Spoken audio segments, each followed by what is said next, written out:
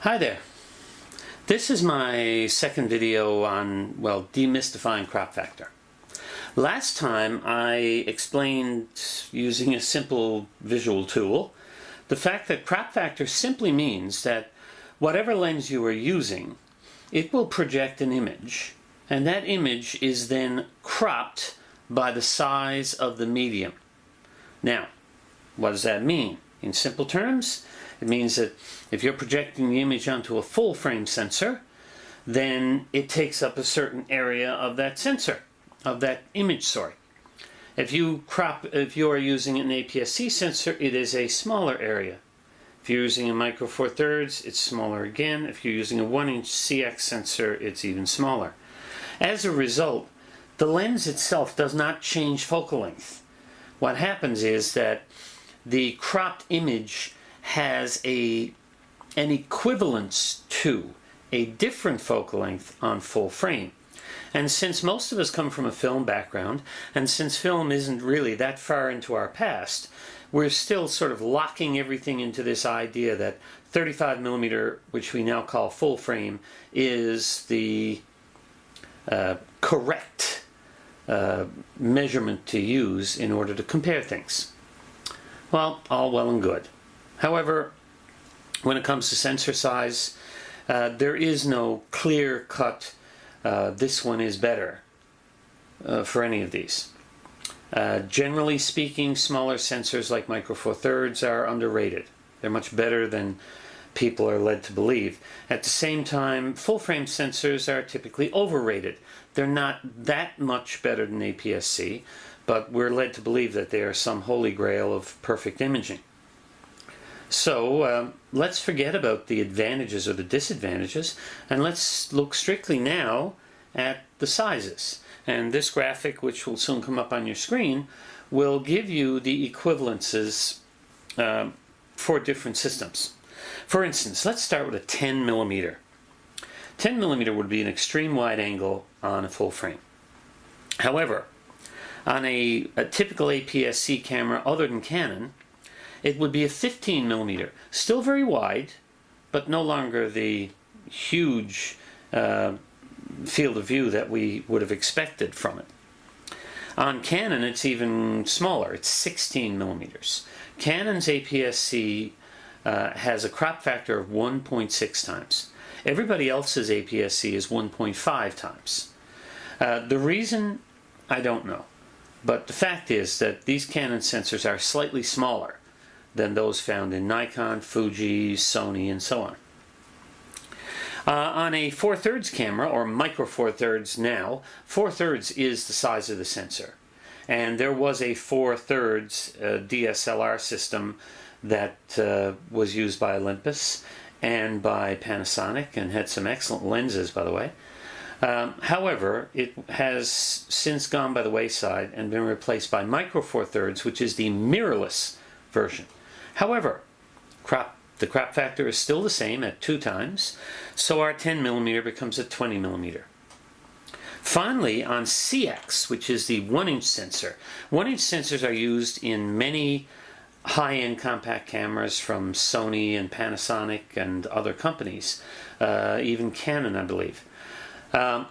However, it's probably best known for being the size of the sensor in the mirrorless system called the Nikon 1 system, which Nikon refers to as CX.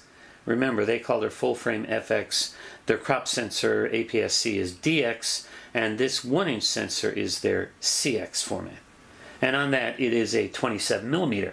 Now, on the chart, you will notice that there are numbers that are in color and numbers that are simply left in white.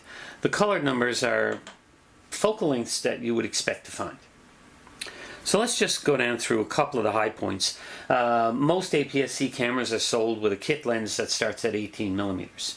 18mm on a full frame is a very wide angle. However, on APS-C, for most cameras, it's 27mm, which is about the same as the 28mm that we were used to in film. On Canon, it's slightly longer at 28.8mm. It's equivalent to 36mm on micro four thirds, which makes it basically the street shooter's camera, the 35mm equivalent lens. And on a CX, it is 48.6 millimeters. That is basically a standard lens. So that's the equivalent of a standard 50mm lens, the Nifty 50, on a CX 1-inch sensor would be that 18 millimeters.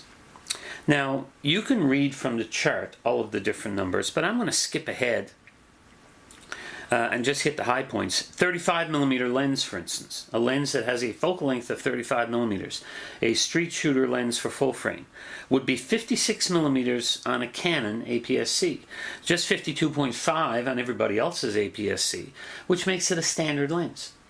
So if you want to put a standard lens on your APS-C camera, you'd probably choose a 35mm. It comes out to 70mm, which is 2 times crop factor on 4/3, making it a portrait lens. And it comes out to 94.5mm on the 1-inch CX, making it basically a short telephoto. Again, still a usable portrait lens, still well within that range. The Nifty 50 on full frame comes out to 75 on most APS-C, 90mm on the Canon APS-C. So, you know, your 51.4 becomes basically a portrait lens when put on an APS-C camera.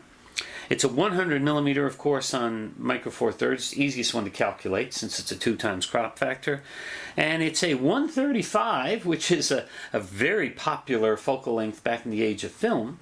It was basically the long portrait lens, or the the telephoto that most people ended up buying first. I'm going to skip right up now to the 80mm. The 80mm is the portrait lens of choice for many people on full frame. It becomes a 120 on APS-C, excuse me, which is, you know, still quite usable. 128 on the Canons, 160 on the micro four thirds, which is getting a little long now, and 216 on the CX, which makes it the long end of what would normally be our, 70 to 200 zoom, which is pretty much in every photographer's kit. Jumping up to 200mm, 200mm becomes 300 on APS-C, 320 on Canon's APS-C, 400mm, in other words, basically a super telephoto on micro four thirds, and 540mm on the 1-inch CX sensor. So as you can see, if you need that extra reach, the smaller your sensor is, the better. I hope this chart and this little explanation, along with my first video talking about how this crop factor works, I hope between the two of them that you now have a clearer view of crop factor and what it means. I know this was a little rushed, but there are a lot of numbers here. Most of them, though, are pretty simple. Remember, the focal length written on the lens is the actual focal length of the lens. That only place where that does not apply is in some cheap camera that has the equivalent focal lengths written on the lens, and that's very rare. So when you look at your lens, if it says 18mm, it is 18mm. Now sure, you might have it on an APS-C camera where it might act like a 27mm. However, that's only the field of view, the angle of view, that's all that is. The depth of field will be the same as any other 18mm lens. And that's why many people get confused by depth of field. The fact is that it's not the sensor that causes the increase in depth. Okay, you lose your shallow depth of field when you go to a smaller sensor because you will be using a shorter focal length. Instead of using, for instance, an 80mm, an 80mm gives you, say an 81.4, would give you very shallow depth of field. Well, you go to micro four thirds, and let's say you had a 41.4. It will give you the same angle of view, but 40mm has much greater depth than 80. So you're not going to get the shallow depth of field you're getting with the 80mm. But it's not the fault of the sensor. It's because of the focal length. Well, I've talked too much already. So, I hope you've enjoyed this video. If you did, please give me a thumbs up. If you'd like to see more of my videos, be sure to subscribe. And of course, if you think somebody else who is confused about crop factor might get something from this video, then share it. Bye for now.